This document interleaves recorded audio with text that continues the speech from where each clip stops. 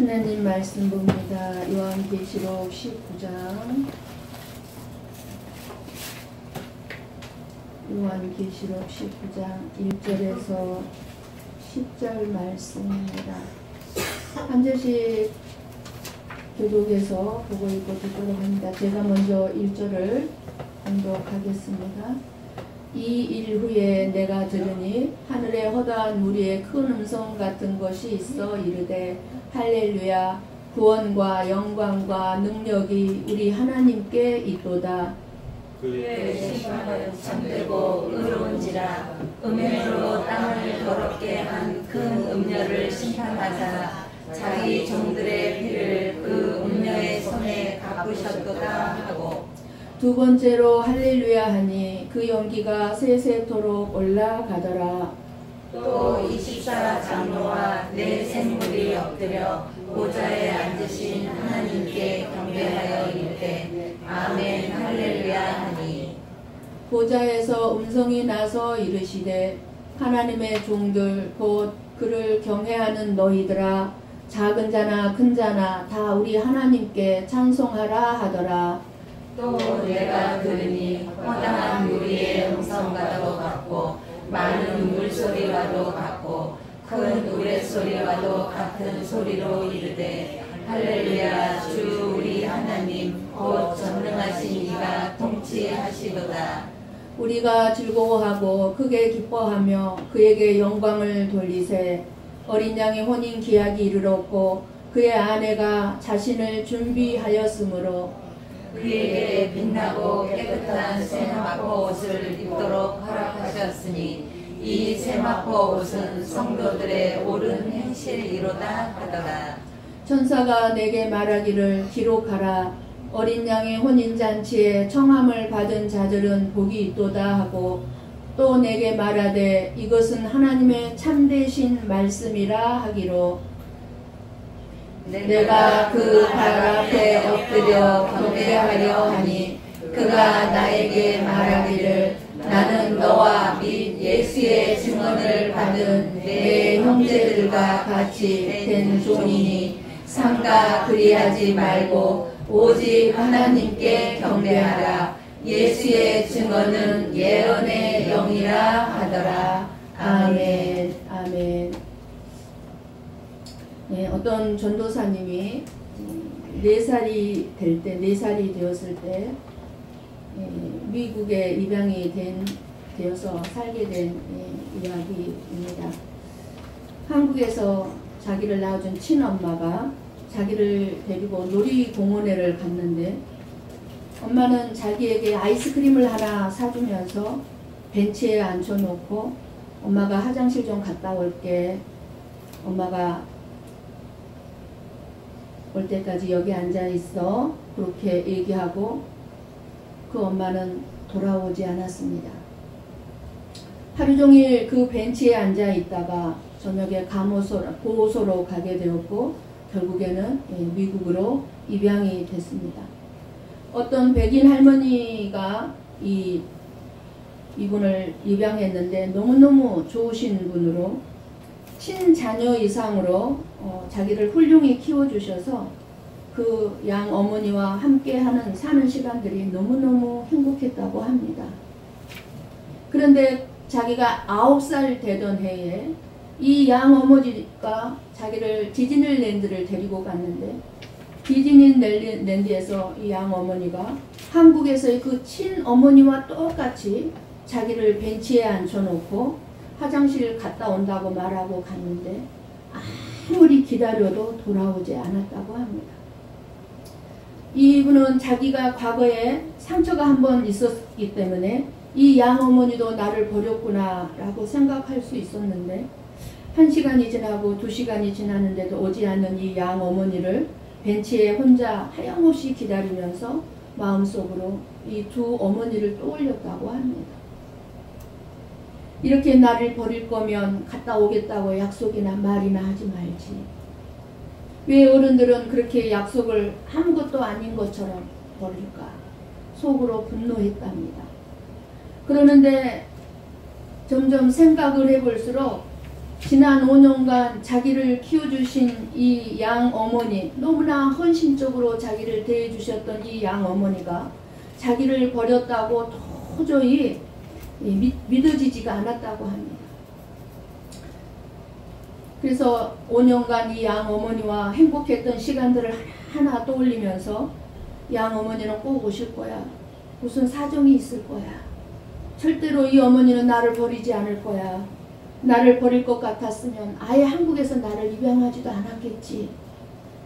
이런 생각으로 꼭 참고 기다렸다고 합니다. 그런데 2시간이 지난 후에 정말 그 양 어머니가 앰뷸런스 차를 타고 왔다고 합니다. 그 연로한 양 어머니가 자기를, 그 어린 딸을 디즈니랜드를 구경시켜 주다가 가로가 돼서 화장실 가는 길에 절도를 했던 겁니다. 그래서 앰뷸런스를 실려갔다가 정신이 들자마자 다시 그 딸이 있는 곳으로 달려온 것입니다. 그때 양 어머니를 보고 이분이 이렇게 말을 했다고 합니다. 엄마, 저는 엄마가 오실 줄 알았어요. 엄마, 저는 엄마가 오실 줄 알았어요. 무엇을 깨닫게 하려고 제가 이 예화를 여러분에게 들려드릴까요? 주님은 우리에게 이 고백을 듣고 싶어 하신다는 사실입니다. 주님께서 구름 타고 가시면서 내가 너희를 데리러 오겠다고 약속하신 주님. 저는 주님이 오실 줄 알았어요. 그래서 계속 기다렸어요. 우리 주님 재림하셨을 때 우리가 이렇게 고백하는 것을 듣고 싶어 하신다는 것입니다. 다시 오실 주님을 내가 기다려야, 주님이 오셨을 때 주님이 오실 줄 알았어요. 우리가 이렇게 말할 수 있지 않겠어요? 기다리지도 않고 앉아있다가 이 세상에 취해서 쾌락만 누리며 살고 있다가 주님이 오실 때 뭐라고 얘기할까요? 저와 여러분에게 우리 주님은 무슨 고백을 듣고 싶어요? 이 세상에서 불안하고 슬픔이 있고 아픔이 있고 고통이 있어도 우리 주님이 나를 데리러 온다고 했으니 기다리고 있어. 기다리고 있어. 우리 주님 하신 그 주님이 반드시 오신다는 사실을 믿고 있습니까? 나의 친부모는 나를 버릴지라도, 나의 친부모는 나를 이 땅에 남겨두고 먼저 돌아가셨다 할지라도 주님은 절대로 나를 버리시는 분이 아니구나 라고 이런 믿음의 고백이 있기를 축복합니다. 우리는 우리가 하나님을 믿고 신뢰하고 그 하나님을 아버지로 믿고 있다고 하면서도 얼마나 하나님을 신뢰하지 못하고 살고 있는지, 우리는 기다림 속에서 내 믿음이 진짜인가 가짜인가 확인해 볼 수가 있는 것입니다. 저와 여러분은 지금 주님의 재림을 기다리고 있는 것입니다. 중요해요. 근데 이 기다리는 가운데 내가 진짜 신앙인인지 아닌지 확인해 볼 수 있는 시간들이 지금 저와 여러분에게 주어지고 있는 것입니다. 19장 말씀은 이제 우리에게 소망입니다. 지금까지 계속 멸망, 심판, 죄악, 무서운 형벌에 대해서만 들었습니다. 18장까지 분위기와 그 말씀의 내용에 있어서 너무나 극적인 대조를 이루고 있습니다. 거대한 성 바벨론, 이 세상이 이제 참되고 의로우신 하나님의 심판으로 한순간에 이제 무너집니다. 완전히 무너집니다. 그 모습을 멀리서 보고 있던 왕들, 울부짖음, 그리고 상인들의 흐느낌, 이를 가는 탄식, 선원들의 통곡으로 인한 슬픈 탄식으로 이 세상은 이제 가득합니다. 반면에 이제 19장에서는 하나님의 공의를 믿고 기다리며 끝까지 시험을 이기고 인내하며 믿음을 지켰던 하나님의 백성들이 부르는 할렐루야 찬양 소리로 가득합니다. 끝까지 하나님을 거부하고 세상이 주는, 세상의 술에 취했던 이 땅의 백성들에게는 멸망과 폐허의 어둠이 이제 이 세상에 가득하지만, 그러나 세상으로부터 고통과 박해를 받았다 할지라도 휴거된 하나님의 백성들에게는 구원과 승리의 찬양이 가득 울려 퍼지고 있습니다. 마지막 시대는 신랑 되신 예수님과 신부 되는 성도들이 혼인하는 날입니다. 결혼하는 날입니다. 우리 인생 가운데 여러분이 언제가 가장 행복했습니까? 결혼하는 날이 가장 아름답고 복된 것처럼, 마지막 날이 신부들에게는, 신부가 되는 성도들에게는 너무너무 아름답고 복된 날이라는 것입니다. 마지막 날이. 예수님의 십자가의 사랑을 믿고 구세주로 영접하는 순간 우리는 예수님과 약혼한 상태입니다. 저와 여러분은 지금 예수님과 약혼한 상태예요. 신랑은 예수님, 신부는 성도들입니다. 약혼한 우리 성도들은 신랑이신 예수님이 이제 신부를 데리러 오실 날을 기다려야 되는 거예요. 그날이 바로 예수님의 재림입니다. 공중휴거입니다. 공중재림입니다. 우리가 이 세상 사는 동안에도 주님과 더불어 기쁨을 누리고 살고 있지만, 혼인잔치 날은 그 무엇과도 비교할 수 없는 가장 영광스럽고 복스러운 날이 될 것입니다. 그러기에 우리는 그날을 기다리며 준비하며 사는 것입니다. 이것이 곧 종말론적인 신앙생활입니다. 이 예배가 얼마나 귀하고 복된지요.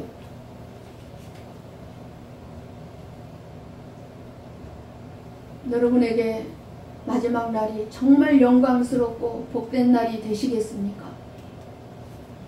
그날을 기다리며 준비하고 있습니까? 무엇을 어떻게 준비하고 있습니까? 하늘의 허다한 무리의 큰 음성이 할렐루야로 시작합니다. 할렐루야는 무슨 뜻인지 잘 아실 거예요. 무슨 뜻입니까? 너희는 여호와를 찬양하라. 여호와께 영광을 돌리라는 뜻입니다. 무엇 때문에 찬양합니까? 할렐루야 하면서 말씀 속에 나와 있죠. 구원과 영광과 능력이 하나님께 있기 때문에 우리는 할렐루야 찬양하는 것입니다. 온 우주와 온 자연과 사람과 역사 속에 나타난 하나님의 그 섭리와 지혜, 오직 예수 그리스도를 통해 모든 인간을 구원하신 하나님의 섭리를 보면, 하나님은 우리의 입으로, 우리의 말로, 우리의 지혜로 절대로 함부로 측량할 수 없는 분임을 깨닫게 됩니다. 그럴 때 할렐루야 우리는 찬양할 수밖에 없습니다. 우리는 함부로 그냥 누구 만나면 할렐루야 막 그냥 아무 의미도 뜻도 모르고 할렐루야 사용하면 안 돼. 정말 하나님을 찬양할 수밖에 없는 그 우리의 그 감동된 마음으로 할렐루야를 해야 되는 것입니다. 하늘의 허다한 무리의 큰 음성은 또한 2절 말씀에 2절 말씀을 보십시오. 그의 심판은 참되고 의로운지라 음행으로 땅을 더럽게 한 큰 음녀를 심판하사 자기 종들의 피를 그 음녀의 손에 갚으셨도다 하고 찬양합니다. 그 음행으로 땅을 더럽게 한 큰 음녀를 심판하신 것은 세상을 미혹하여 죄를 짓게 함으로써 하나님의 창조 목적을 변질시켜버리고, 그리고 여호와 경외하는 것을 파괴하고 대적하는 행위였습니다. 그런 그들에게 심판이 내려진 것이 참되고 의롭기 때문에 찬양하는 것입니다. 하나님의 심판은 참되고 의롭다는 거예요. 그래서 찬양하는 거예요. 하늘의 허다한 무리에 찬양하는 또 다른 이유가 있습니다. 그 또 다른 이유가 무엇입니까? 하나님께서 성도들의 원수, 순교자들의 원수, 악한 원수마귀, 우리의 원수들을 갚아주셨기 때문에 찬양하는 것입니다. 저와 여러분이 이 땅에서 왜 이렇게 고통스럽고 힘듭니까? 왜 이렇게 신앙생활이 어렵습니까? 우리를 힘들게 하는 원수가 있는 것입니다. 그 원수, 그 원수를 하나님이 다 갚아주신다는 거예요. 성도들을 무시하고 조롱하고 핍박하고 죽인 그들을 벌을 받아 마땅하기 때문입니다. 심판을 받아 마땅하기 때문에. 그래서 하늘의 허다한 무리는 계속해서 할렐루야 할렐루야 할렐루야 하면서 찬양합니다. 네 번이 나오죠. 할렐루야가. 허다한 무리의 찬양에 이어서 4절 말씀에 보면 24장로와 네 생물이 엎드려 보좌에 앉으신 하나님께 경배하면서 아멘 할렐루야 하고 화답합니다. 24장로는 이스라엘의 12지파를 상징을 하고 12지파와 그리고 12사도를 대표합니다. 교회의 대표를 상징합니다. 24장로는. 그러니까 성도들을 대표하는 자가 24장로입니다. 저와 여러분을 대표한 24장로. 그리고 네 생물은 이제 다니엘서에도 나오게 되고 요한계시록에도 나왔었죠. 네 생물에 대해서 사자 모양, 소 모양, 사람 모양, 독수리 모양은 네 영을 상징합니다. 네 영. 모든 천사와 영계 그런 영적인 부분의 대표성을 얘기하고 있습니다.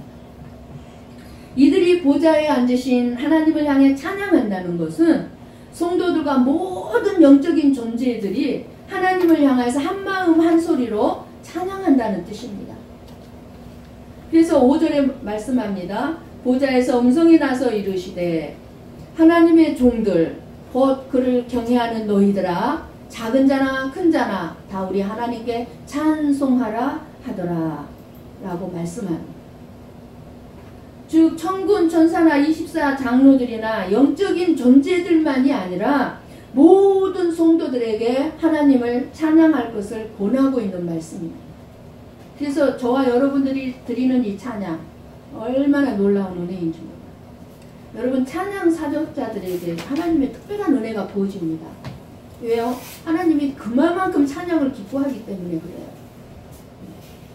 그러자 이제 허다한 무리의 음성도 음성 같고 많은 물소리 같고 큰 의뢰소리와도 같은 소리가 들렸습니다. 그렇다면 여기서 허다한 무리는 누굴까요? 허다한 무리. 우선 이들은 먼저 간 성도들일 것입니다.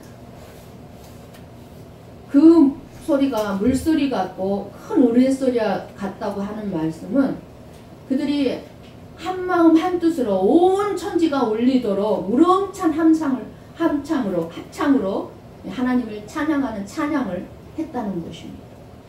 여러분 그 굉장히 유명한 그 찬양단의 그 할렐루야 송을 한번 여러분 들어보셨어요? 할렐루야 송.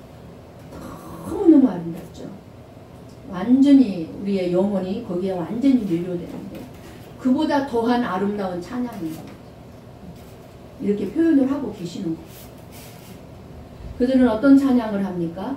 6절 바로 나오죠. 할렐루야 뒷부분에 같이 우리 봅니다. 할렐루야 주 우리 하나님 곧 전능하신 이가 통치하시도다. 이렇게 찬양합니다. 무슨 찬양이요? 할렐루야 주 우리 하나님이 그 전능하신 이가 통치하시도다. 하나님의 통치는 결론입니다. 이제 이 세상뿐만 아니라 저와 여러분의 인생의 결론입니다. 지금도 우리 하나님이 저와 여러분의 인생을 통치하고 계시고 우리의 인생의 결론입니다. 여러분 지금은 이해가 안 되고 지금은 억울하고 지금은 패배하는 같은 인생인 것 같고 실패한 인생인 것 같아도 그날이 되면 전능하신 하나님께서 이기실 것이고 저와 여러분도 반드시 이길 것입니다. 하나님과 교회와 그리고 하나님의 말씀 이 복음 그리고 저와 여러분의 개인의 삶에 대한 최종 결론의 날이 우리에게 다가오고 있습니다. 7절 8절 말씀을 보면은 거기에도 역시 찬양을 합니다. 바로 여기에 어린 양과 그의 신부의 혼인에 대한 말씀이 나옵니다. 어린 양과 그의 신부인 혼인은 그리스도와 그리스도의 피로 사신 하나님의 백성들이 다시 만나 한 몸된 이제 부부로서 친밀한 교제를 나누게 될 것을 뜻합니다. 이제 우리는 공중 예수님이 재림하실 때 우리는 한 사람도 빠짐없이 다 휴거가 돼서 공중에서 혼인잔치가 벌어집니다. 너무너무 복되지 않습니까? 기다려지지 않나요? 그날이? 오늘 본문이 말씀해 주시는 것이 무엇입니까? 마지막 날이 다가온다는 것은 신랑 되신 예수님께서 다시 오실 준비를 지금 마치셨다는 의미이고 신부된 교회 역시 준비를 마쳤다는 것입니다. 그렇기 때문에 8절을 보면 신부가 입을 예복 준비도 끝났다고 말씀합니다.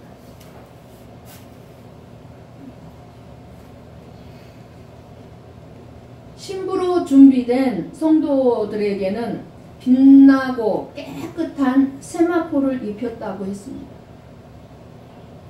여러분 결혼하면 신부에게 무슨 옷을 입혀요? 깨끗하고 흰 드레스를 입죠. 다 그게 성경에서 나온 성경에서. 그냥 흰 드레스 입히지 않아요. 그렇게 신부는 깨끗하게 단장입니다.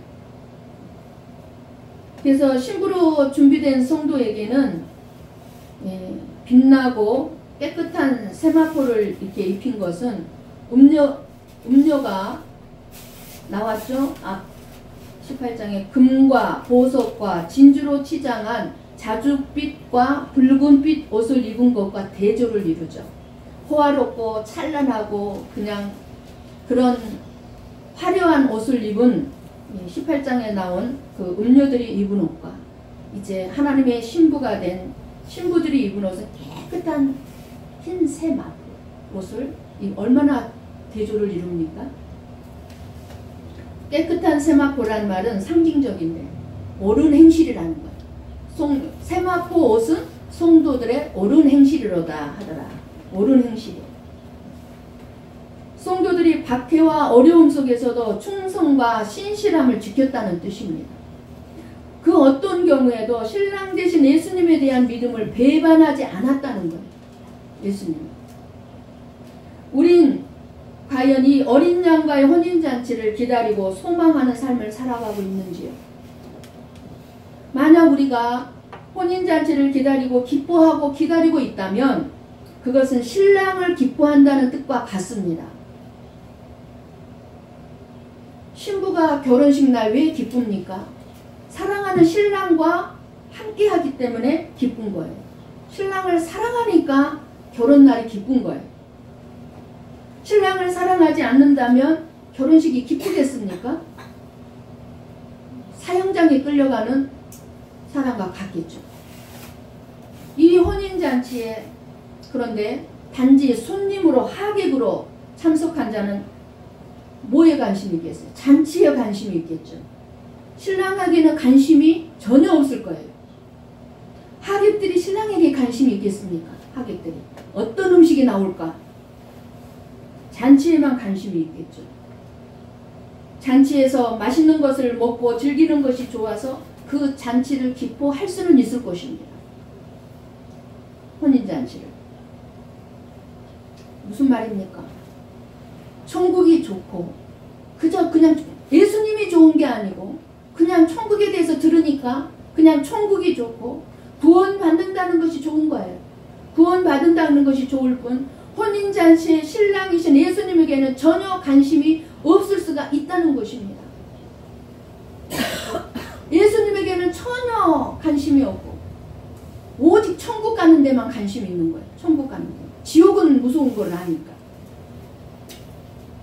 그것은 신부의 모습이라고 말할 수가 없습니다. 신부에게는 결혼식이 좋은 것이 아니라 신랑이 좋은 것입니다. 신랑이 기뻐하기에 신랑을 또 사랑하기에 신랑과 하나가 되고 함께 거하는 것이 되는 그래서 그런 혼인식 날이 기다려지는 것이지. 그렇잖아요? 그래서 신부인 성도의 옳은 행실이 뭐겠습니까? 신부인 성도의 옳은 행실이란 신랑 대신 오직 예수 그리스도만을 기뻐하며 사는 것이 신부의 옳은 행실인 거예요. 이것이 신부로서의 자신을 당장하고 예비하는 것입니다. 그것이 이러한 신부에게는 세마포가 허락되어지는 것입니다. 그런 신부에게 세마포를 입혀주는 거예요. 신랑이. 그래서 신랑을 기뻐하며 살았던 그 행실을 옷 입는 겁니다. 옷. 너는 나를 사랑하는구나. 나를 기뻐하는구나. 나를 기다렸구나. 그리고 나에게 세마포 옷을 입혀주는 거예요. 근데 천국만 가려고 하면 입혀주겠습니까?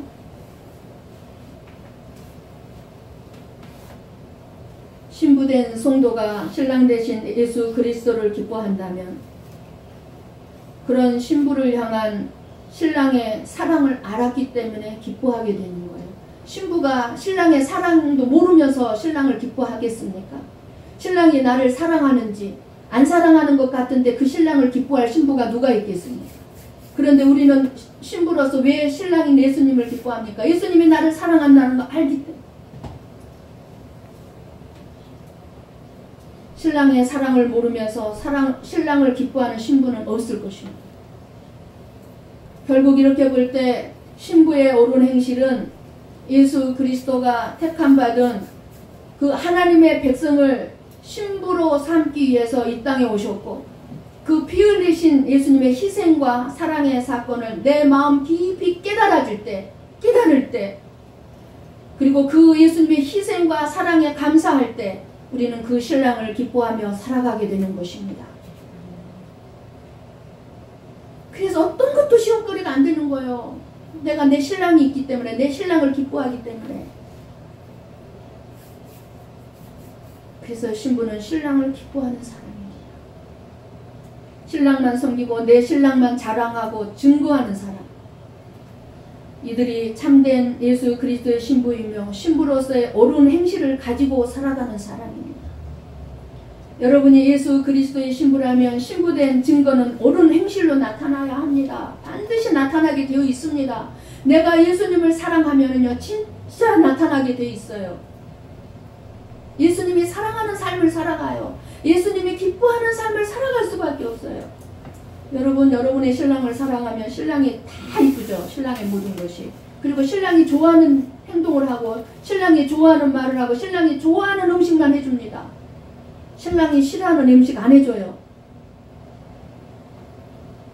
그렇게 예수님을 사랑하면 나타난다 그 말. 예수님이 싫어하는 행동 안 한다 그 말입니다.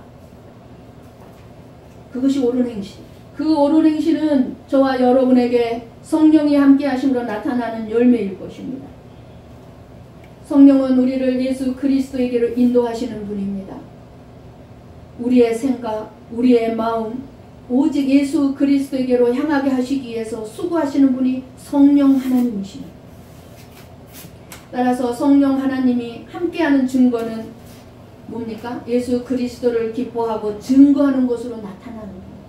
여러분 성령님이 역사하신다는 것을 뭐 이상한 기적 일으키고 그것이 성령님이 역사하는 기적 아니에요. 마귀도 기적 일으킨다고 그랬죠. 우리는 말씀을 잘 알고 잘 분별해서 여러분들 분별의 영을 가지고 믿음을 잘 지켜야 합니다. 신랑 되신 예수 그리스도가 기뻐하시는 것이 무엇인지를 알기 힘써야 하고 내 신랑이 기뻐하는 것을 내 자신의 기쁨으로 삼고 살아가게 되는 것입니다.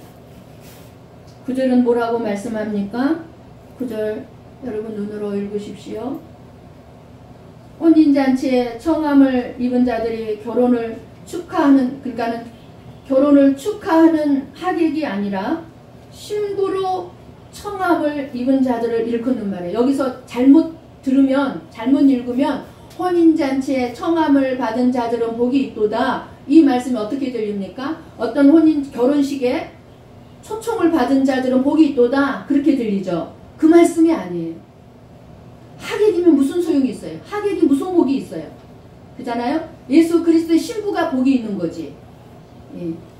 축하객이 아니라 신부로 청함을 받은 자들이 복이 있다는 말씀입니다. 신부로.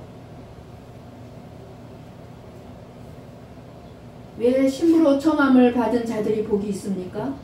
신랑 되신 예수 그리스도가 참으로 모든 세상으로부터 찬양과 경배를 받으시기 때문에 그런 찬양과 경배를 받으시기에 마땅한 분이기 때문에 그 혼인잔치에 신부로 청함받는 게 복이 있다는 거예요. 왜요? 신랑이 대단한 분이잖아요. 그러니까 신부 역시 대단한 거예요. 여러분, 대통령이 되면 부인은 뭐가 되죠? 영부인이 됩니다.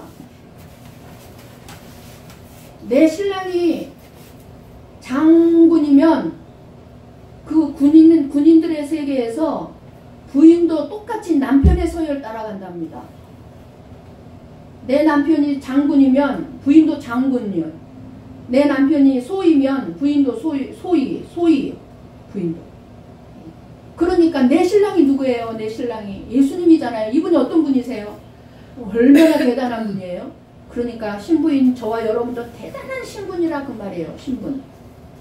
이걸 알아야 돼요.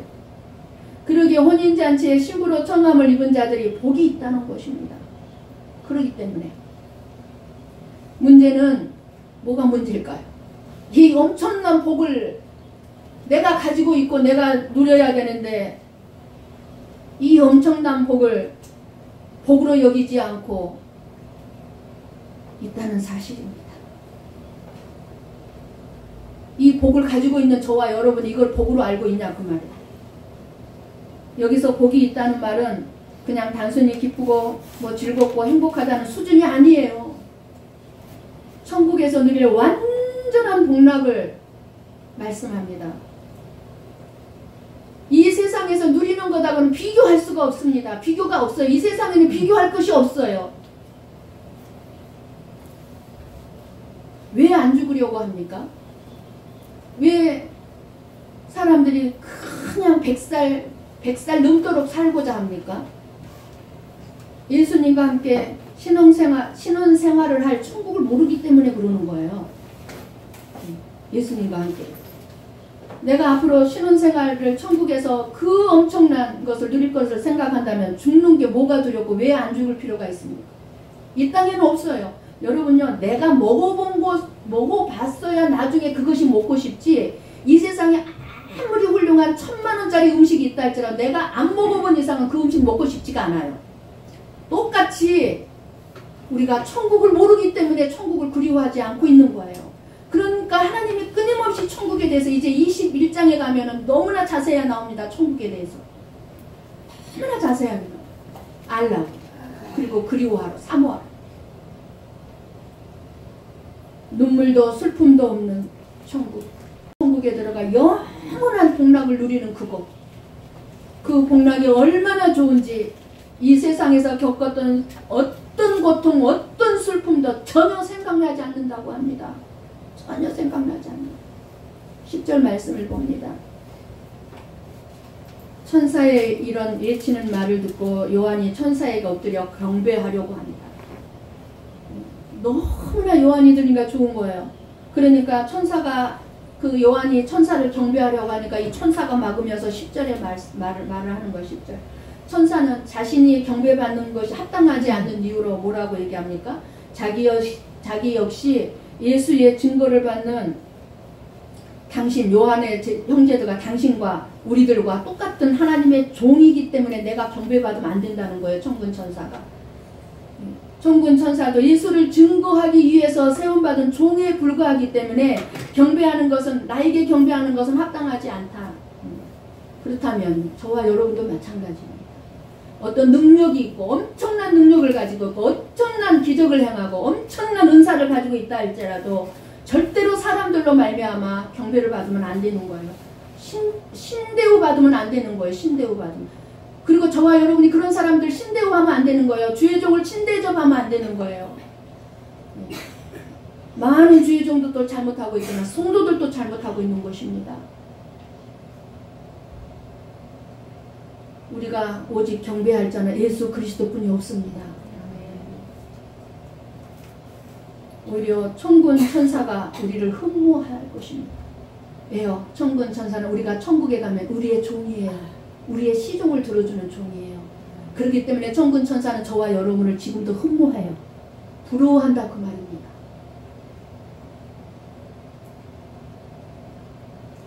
절대로 예수 그리스도를 증거한다고 해서 천사나 사람을 무상화하지 마시기 바랍니다. 할 수 없습니다.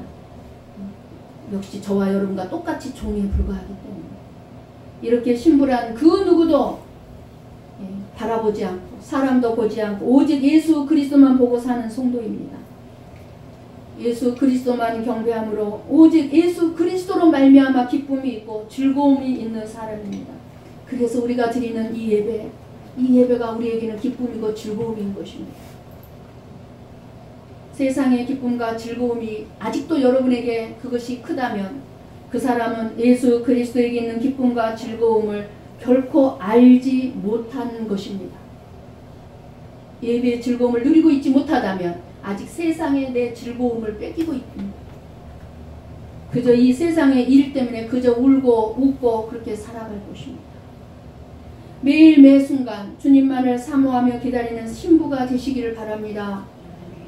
주님의 신부로서 거기에 걸맞는 내 남편이 대통령이면 용부인답게 장군이면 장관 부인답게 나는 예수님의 신부는 신부답게 의와 거룩과 순종으로 살아가시기를 바랍니다.